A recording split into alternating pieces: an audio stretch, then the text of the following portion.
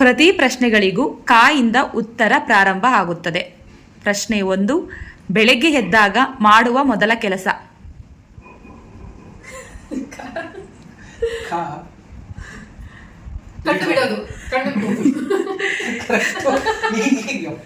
ಎಲ್ಲರೂ ತುಂಬಾ ಇಷ್ಟಪಡುವ ಸಿಹಿ ತಿಂಡಿ. ವಾವ್.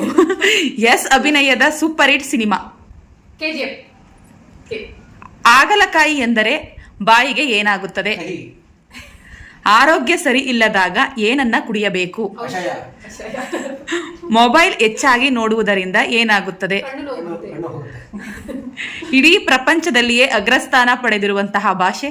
ಕನ್ನಡ. ವನ ಪದಕ್ಕೆ ಅರ್ಥ ನೀಡುವ ಇನ್ನೊಂದು ಪದ. ಹೊರಗಡೆಯಿಂದ ಮನೆಗೆ ಬಂದಾಗ ಮೊದಲು ಏನು ಮಾಡಬೇಕು?